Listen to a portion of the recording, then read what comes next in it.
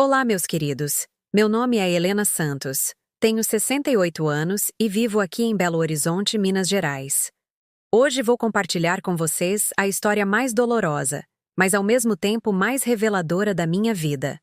É uma história que me levou 3 décadas para compreender completamente e que mudou para sempre minha visão sobre o amor, a traição e o perdão. Mas antes de começar, quero pedir que curtam este vídeo, se inscrevam no canal e comentem de qual cidade do Brasil vocês estão assistindo. Isso me ajuda muito a continuar contando minhas histórias para mais pessoas como vocês. Meus queridos, peguem seu cafezinho e se acomodem, porque esta história é longa e cheia de reviravoltas que vocês jamais imaginariam. É sobre como meu marido me abandonou quando eu tinha 42 anos, sem explicação, sem dizer uma palavra sequer, desaparecendo como fumaça no vento. E como 30 anos depois, através de uma descoberta completamente inesperada, eu finalmente entendi o verdadeiro motivo por trás desse abandono que quase me destruiu. Não vão acreditar no que vou contar porque parece coisa de filme, mas juro, pela alma da minha mãe, que cada palavra é verdade. É minha vida, minha dor, minha jornada de descoberta. E embora tenha me custado lágrimas amargas e noites sem dormir, hoje posso dizer que essa experiência me transformou numa mulher mais forte do que jamais imaginei que poderia ser. Nasci em 1955, numa família simples de Contagem, região metropolitana de Belo Horizonte. Meu pai, seu João Santos, era metalúrgico na Uzi Minas, e minha mãe, Dona Aparecida, era costureira. Éramos 4 filhos, eu, meu irmão mais velho Carlos, minha irmã caçula Márcia e o bebê da família, Rodrigo. Crescemos numa casa pequena, mas cheia de amor, onde minha mãe nos ensinou os valores de família, honestidade e fé em Deus. Conheci Antônio Ferreira numa festa junina da igreja em 1975, quando eu tinha 20 anos. Ele era um homem bonito, de 25 anos, moreno, olhos castanhos expressivos e um sorriso que iluminava qualquer ambiente. Trabalhava como contador numa empresa de construção civil e tinha planos ambiciosos para o futuro. Desde o primeiro momento que conversamos, senti uma conexão especial com ele. Antônio era diferente dos outros rapazes que eu conhecia, mais maduro, mais determinado, mais cavalheiro. Nosso namoro durou 2 anos. Antônio era atencioso, romântico. Me levava para jantar em restaurantes simples, mas aconchegantes, me dava flores toda sexta-feira, me apresentou para toda a sua família. Seus pais, seu Mário e Dona Conceição, me receberam como filha desde o primeiro dia. Ele tinha 2 irmãs, Lúcia e Cristina, que se tornaram minhas amigas íntimas. Parecia que eu havia encontrado não apenas um marido, mas uma segunda família. Casamos. Em dezembro de 1977, numa cerimônia linda na Igreja do Rosário. Eu usava o vestido de noiva que minha mãe havia bordado durante meses, todo em renda branca com pérolas pequeninas. Antônio estava elegante no seu terno azul marinho. A festa foi no salão da igreja, com sanfona, violão e muita comida caseira, preparada pelas mulheres da família. Foi um dos dias mais felizes da minha vida. Os primeiros anos de casamento foram maravilhosos. Alugamos uma casinha pequena no bairro Sagrada Família, com 2 quartos, sala, cozinha e um quintalzinho onde plantei temperos e algumas flores. Antônio era um marido dedicado e carinhoso. Chegava do trabalho às 6 da tarde, jantávamos juntos conversando sobre nossos dias, assistíamos televisão abraçados no sofá. Aos domingos íamos à missa e depois visitávamos nossas famílias. Em 1979, nasceu nossa primeira filha, Fernanda. Antônio ficou radiante quando soube que seria pai. Durante toda a minha gravidez, ele foi extremamente cuidadoso comigo. Me acompanhava nas consultas médicas. Montou o berço com as próprias mãos, pintou o quarto da bebê de rosa bem clarinho. Quando Fernanda nasceu, ele chorou de emoção ao segurá-la pela primeira vez. Dizia que ela era a coisa mais perfeita que já havia visto na vida. 2 anos depois, veio nosso segundo filho, Gabriel. Antônio queria muito um menino para jogar futebol e ensinar a pescar. Gabriel nasceu forte e saudável, com os olhos do pai e meu nariz arrebitado. Nossa família estava completa. Antônio trabalhava duro para nos dar o melhor que podia. Conseguiu uma promoção na empresa e nos mudamos para uma casa maior no bairro Prado, com 3 quartos e um jardim onde as crianças podiam brincar. Durante todos esses anos, Antônio foi o marido e pai exemplar que toda mulher sonha ter. Nunca. Chegava tarde em casa, não bebia além da conta, não saía com amigos sem me avisar. Nos fins de semana, organizava passeios para a família. Íamos ao parque, ao zoológico, fazíamos piqueniques na Lagoa da Pampulha. Ele brincava com as crianças, me ajudava com os afazeres domésticos, sempre me tratou com carinho e respeito. Mas a vida, meus queridos, às vezes nos prega peças que jamais esperamos. Em 1985, quando eu estava com 30 anos, Antônio começou a mudar sutilmente. No início, eram pequenas coisas que eu atribuía ao estresse do trabalho. Ele havia sido promovido novamente e agora era gerente financeiro da empresa, com muito mais responsabilidades. Começou a chegar um pouco mais tarde, a ficar mais pensativo durante o jantar, a se mostrar mais cansado nos fins de semana.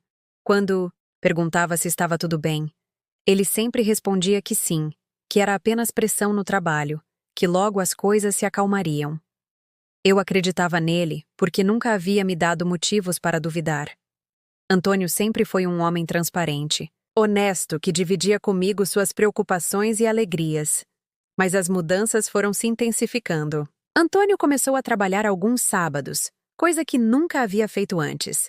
Dizia que havia relatórios urgentes para entregar, auditorias para preparar, reuniões importantes com clientes. Eu compreendia porque sabia que ele estava construindo uma carreira sólida para garantir nosso futuro. Também notei que ele havia se tornado mais silencioso em casa. Antes conversávamos sobre tudo, nossos planos, as travessuras das crianças, as novidades da vizinhança, os programas de televisão. Agora ele parecia distante, como se sua mente estivesse sempre em outro lugar. Quando tentava puxar conversa, ele respondia com monossílabos ou mudava de assunto. As demonstrações de carinho também diminuíram.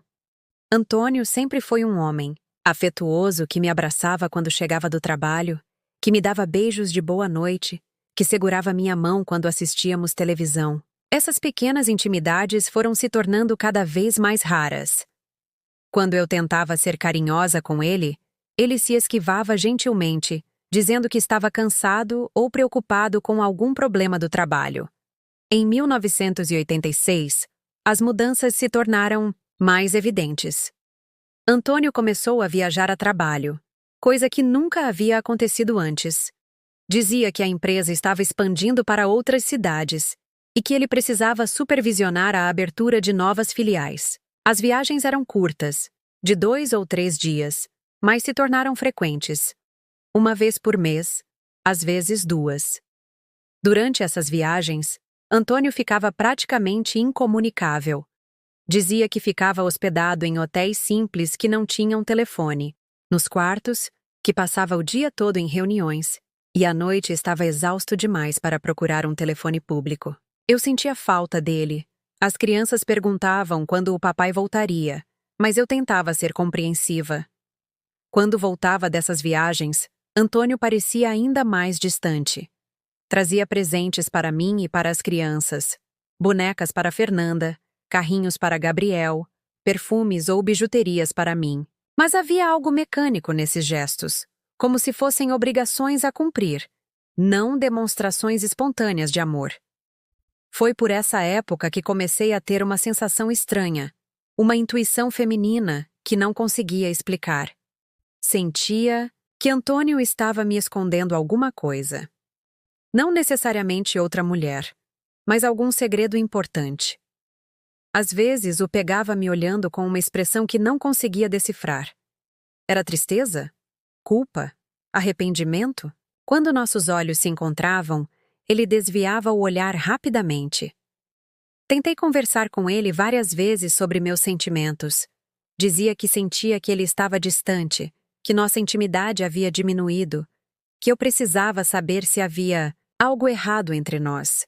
Antônio sempre negava que houvesse qualquer problema. Dizia que me amava, que amava nossa família, que estava apenas passando por uma fase difícil no trabalho e que logo tudo voltaria ao normal. Mas as coisas não voltaram ao normal. Pelo contrário, foram piorando gradualmente. Antônio começou a ter insônia, ficava acordado até tarde assistindo televisão ou lendo jornais. Quando eu acordava de madrugada e ia à sala procurá-lo, o encontrava sentado no sofá, olhando para o nada, perdido em pensamentos que não compartilhava comigo. Sua aparência também mudou.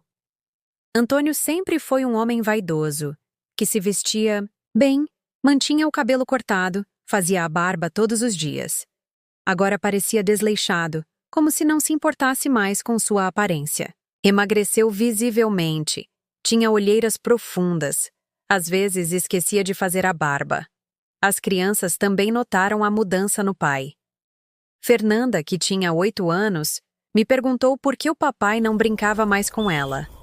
Gabriel, de 6 anos, ficava confuso quando Antônio não respondia suas perguntas ou não prestava atenção em suas histórias da escola. Eu tentava compensar a ausência emocional do pai, mas era difícil explicar para crianças tão pequenas o que nem eu mesma entendia.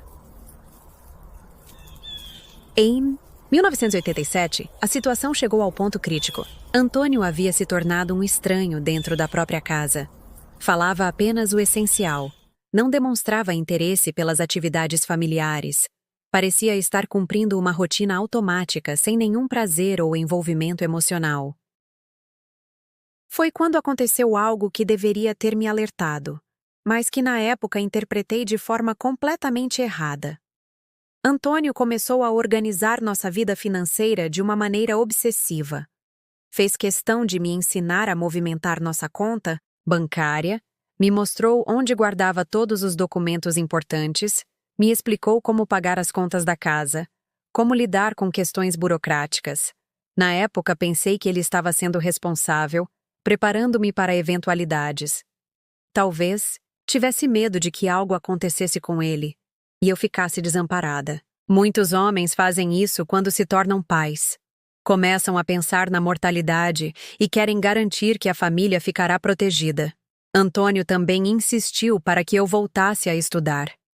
Eu havia parado de trabalhar quando Fernanda nasceu, para me dedicar integralmente aos filhos, mas ele começou a me encorajar a fazer um curso profissionalizante, a pensar em retomar uma carreira. Dizia que era importante eu ter minha independência, que nunca se sabia o que o futuro reservava. Novamente, interpretei isso como preocupação amorosa. Achei que Antônio queria que eu me realizasse profissionalmente, que não ficasse apenas dependente dele. Muitas mulheres da minha geração estavam começando a trabalhar fora. Era uma época de mudanças sociais importantes. Seguindo seu conselho, me inscrevi num curso de auxiliar administrativo. Antônio ficou genuinamente feliz quando contei que havia sido aceita. Me ajudou a organizar os horários para que eu pudesse estudar enquanto as crianças estavam na escola. Parecia que finalmente havia encontrado algo que o animava, que o fazia sorrir como nos velhos tempos. Mas essa alegria durou pouco. Conforme eu progredia no curso, Antônio voltava a ficar distante e melancólico. Era como se ele estivesse feliz por me ver crescer, mas ao mesmo tempo, isso o entristecia profundamente. Eu não entendia essa contradição. O ano de 1987 passou, assim, numa montanha-russa emocional que me deixava exausta. Havia dias em que Antônio parecia o homem que eu havia conhecido e amado. Carinhoso, presente, interessado na família. Mas esses momentos se tornavam cada vez mais raros e breves. A maior parte do tempo ele estava ausente, mesmo quando fisicamente presente. Em dezembro de 1987, durante as festas de fim de ano, aconteceu algo que deveria ter sido um sinal de alerta, vermelho. Antônio insistiu para que passássemos o Natal e o Ano Novo com nossas famílias, visitando todos os parentes, tirando muitas fotografias, criando o que ele chamava de memórias especiais. Ele estava mais afetuoso nessas ocasiões, abraçava as crianças com mais frequência, me beijava em público, fazia questão de dizer para todos como nos amava. Mas havia algo forçado nessas demonstrações, como se ele estivesse representando um papel, tentando criar uma última lembrança feliz. Na véspera do Ano Novo, quando estávamos na casa dos meus pais assistindo aos fogos de artifício, Antônio me abraçou por trás e sussurrou no meu ouvido: Helena, você sabe que eu amo você e as crianças mais que tudo neste mundo, não sabe? Respondi que sim, mas havia algo na sua voz, uma urgência, uma despedida disfarçada que me arrepiou. Naquela noite, quando chegamos em casa, Antônio fez amor comigo com uma paixão que não demonstrava há meses. Mas mesmo no meio da intimidade, eu sentia que havia algo de melancólico naquele momento, como se ele estivesse se despedindo de mim sem que eu soubesse. Janeiro de 1988 começou normalmente. Antônio voltou ao trabalho depois das férias, as crianças retomaram as aulas, eu continuei meu curso. Mas percebi que ele estava ainda mais introspectivo que antes.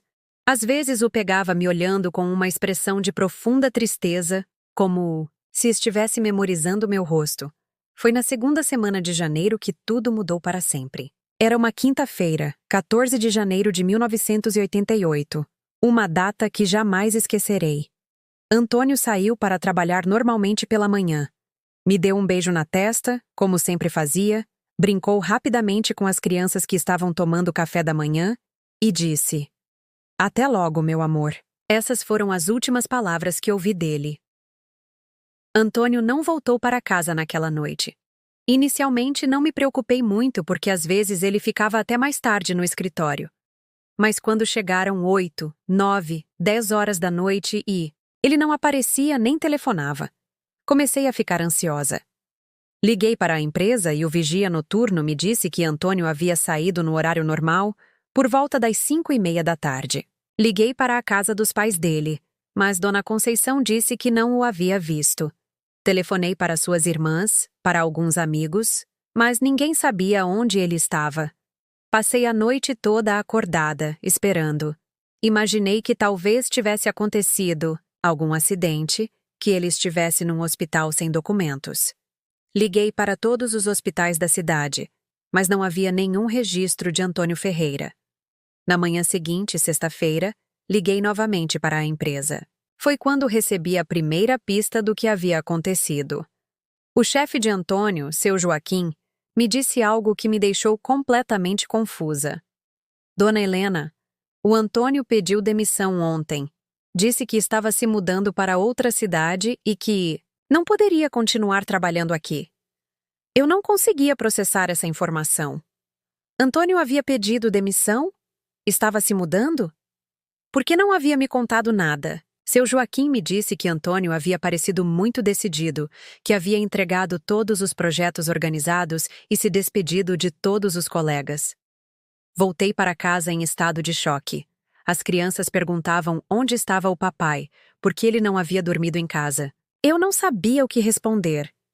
Como explicar para duas crianças pequenas que o pai havia simplesmente desaparecido? Passei o fim de semana inteiro tentando entender o que havia acontecido. Revisei cada conversa que tivemos nas últimas semanas, procurei pistas que pudessem explicar essa atitude inexplicável. Mas não encontrava nada que justificasse um abandono tão súbito e cruel. Na segunda-feira, fui ao banco verificar nossa conta conjunta. Foi quando descobri a segunda peça do quebra-cabeças. Antônio havia sacado metade do dinheiro que tínhamos economizado. Não todo o dinheiro, apenas sua parte, como se quisesse ser justo mesmo na despedida. Também encontrei uma carta no nosso quarto, escondida dentro do livro de orações que eu lia todas as noites. Era uma carta curta, escrita com a letra cuidadosa de Antônio. Helena, perdoe-me por não ter coragem de me despedir pessoalmente. Há coisas na vida que são maiores que nossa vontade, situações que nos obrigam a tomar decisões que jamais gostaríamos de tomar. Você e as crianças merecem uma vida melhor do que eu posso oferecer. Não tentem me procurar. Cuidem-se e sejam felizes. Com amor eterno, Antônio. Essa carta me deixou ainda mais confusa. Que situações eram essas que o obrigavam a nos abandonar? Que vida melhor era essa que ele não podia nos oferecer? Por que não conversou comigo sobre qualquer problema que estivesse enfrentando? Os dias seguintes foram um borrão de dor, confusão e desespero. Eu não conseguia comer, não conseguia dormir, não conseguia pensar em outra coisa que não fosse o desaparecimento de Antônio. As crianças sentiam minha angústia e ficaram assustadas, chorosas, perguntando constantemente quando o papai voltaria. Minha família me apoiou incondicionalmente. Minha mãe veio ficar comigo durante as primeiras semanas, cuidando das crianças enquanto eu tentava resolver as questões práticas do abandono. Meu irmão Carlos me ajudou a procurar Antônio. Visitamos todos os lugares onde ele poderia estar, conversamos com todas as pessoas que o conheciam. Mas Antônio havia desaparecido completamente. Era como se tivesse se evaporado. Não deixou rastros, não deu notícias, não fez contato com ninguém da família ou do trabalho. Simplesmente sumiu da nossa vida como se nunca tivesse existido. Os primeiros meses foram os mais difíceis da minha vida. Eu oscilava entre a raiva e a tristeza, entre a esperança de que ele voltasse e o desespero de ter que reconstruir minha vida sozinha. Havia noites em que chorava até não ter mais lágrimas, dias em que não conseguia sair da cama. Mas eu tinha 2 crianças pequenas que dependiam de mim. Fernanda e Gabriel precisavam de uma mãe forte, presente, capaz de lhes dar segurança mesmo no meio da tempestade. Essa responsabilidade me obrigou a me levantar, a lutar, a encontrar forças que nem sabia que tinha. Terminei meu curso de auxiliar administrativo e consegui um emprego numa pequena empresa de contabilidade. O salário era baixo, mas era um começo. Aprendi a administrar sozinha todas as responsabilidades da casa, a tomar decisões importantes sobre a educação das crianças, a ser pai e mãe ao mesmo tempo. Os anos passaram lentamente. Fernanda e Gabriel cresceram sem o pai, adaptaram-se à nossa nova realidade, tornaram-se crianças resilientes e independentes. Eu me tornei uma mulher mais forte, mais determinada, mais autoconfiante. Aprendi que era capaz de muito mais do que imaginava. Mas a pergunta sempre permanecia: por que Antônio nos abandonou? O que havia acontecido para que um homem aparentemente feliz e dedicado à família simplesmente desaparecesse sem explicações? Durante todos esses anos, nunca parei, completamente, de procurá-lo. Sempre que ouvia falar de alguém que havia se mudado para outra cidade, sempre que via um homem parecido com ele na rua, sempre que recebia uma ligação de número desconhecido, meu coração disparava com a esperança de que fosse Antônio. Mas os anos se transformaram em décadas e Antônio continuava desaparecido. Fernanda se formou em pedagogia, casou-se e me deu 2 netos lindos. Gabriel se tornou engenheiro. Também constituiu família.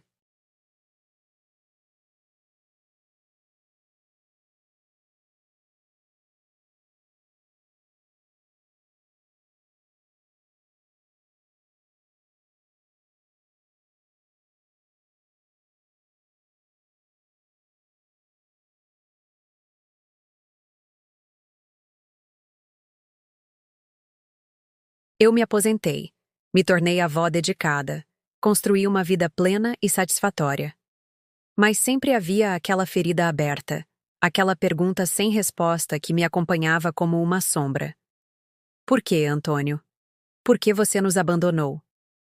A resposta chegou de uma forma que jamais poderia ter imaginado. Foi em março de 2018, exatos 30 anos depois do desaparecimento de Antônio. Eu estava com 63 anos, aposentada, morando sozinha numa casinha confortável que havia comprado com muito esforço. Recebi uma ligação de um número desconhecido. Quando atendi, uma voz feminina jovem perguntou: "A senhora é Helena Santos, esposa de Antônio Ferreira?" Meu coração quase parou. Depois de 3 décadas, alguém estava perguntando sobre Antônio. "Sou sim", respondi com a voz trêmula. "Quem está falando?"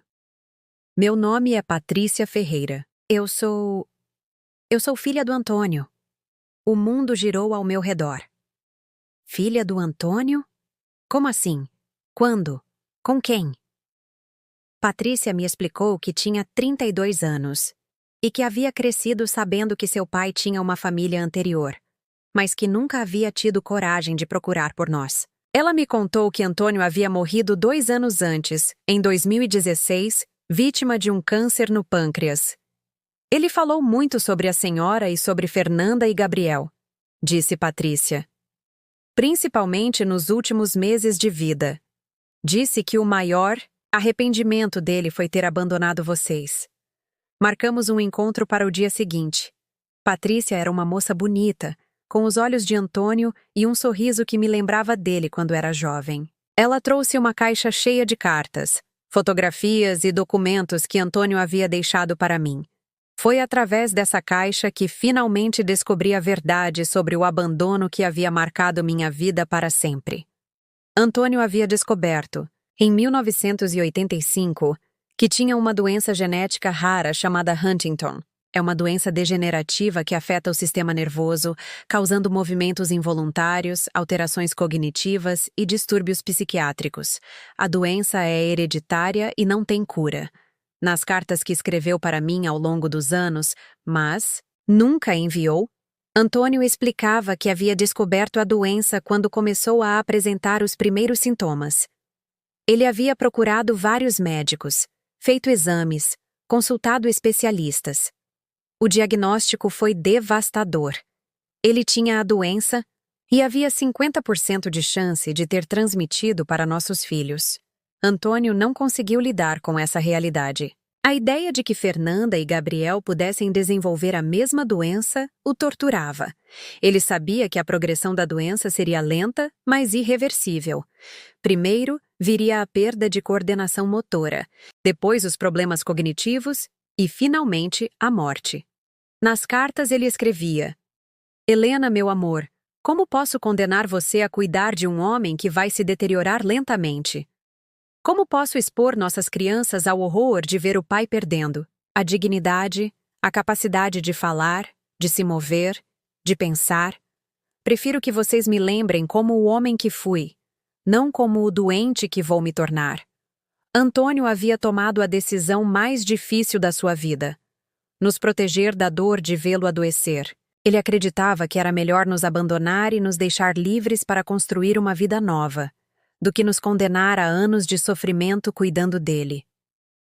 Patrícia me contou que Antônio havia se mudado para o interior de São Paulo, onde conheceu a mãe dela, Márcia, uma enfermeira que cuidava de pacientes com doenças degenerativas. Márcia sabia da condição de Antônio desde o início do relacionamento e escolheu ficar com ele mesmo sabendo do que estava por vir. Meu pai sempre disse que você foi o grande amor da vida dele, contou Patrícia. Ele guardava fotografias suas e dos meus irmãos. Falava sobre vocês com tanto carinho, mas também com uma tristeza profunda. Dizia que havia cometido o maior erro da vida dele ao abandonar vocês, mas que não sabia como voltar atrás. Antônio havia desenvolvido os sintomas da doença lentamente. Primeiro foram pequenos tremores, depois dificuldades de coordenação, problemas de memória. Nos últimos anos de vida, ele precisava de cuidados constantes. Márcia cuidou dele, com dedicação até o fim. Ele morreu em paz, disse Patrícia, mas sempre repetindo que gostaria de ter tido coragem de explicar a verdade para vocês. Deixou essas cartas e pediu que eu procurasse vocês quando me sentisse preparada.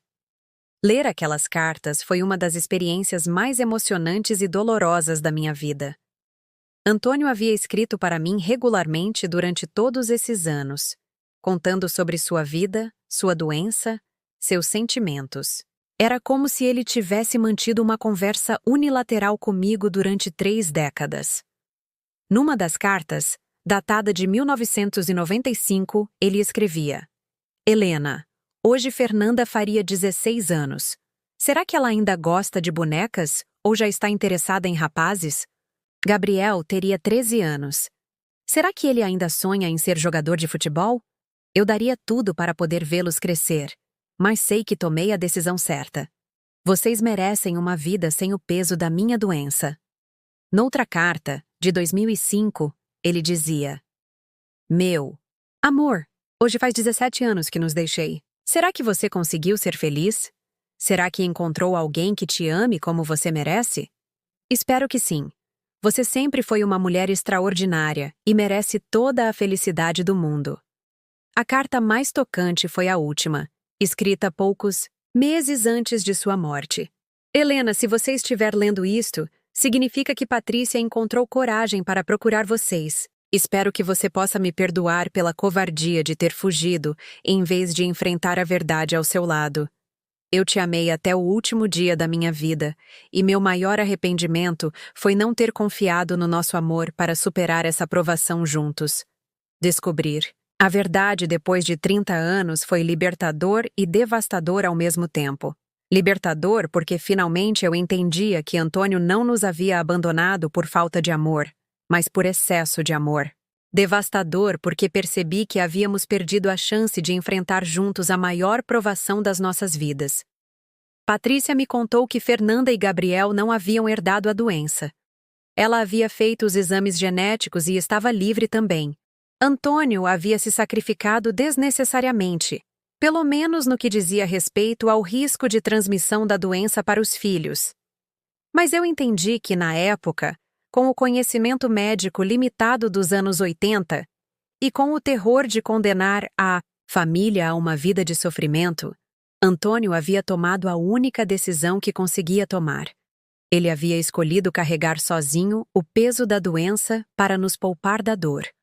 Contei a verdade para Fernanda e Gabriel. Ambos ficaram chocados, mas também aliviados por finalmente entender o que havia acontecido com o pai. Fernanda chorou muito, dizendo que gostaria de ter tido a chance de cuidar dele.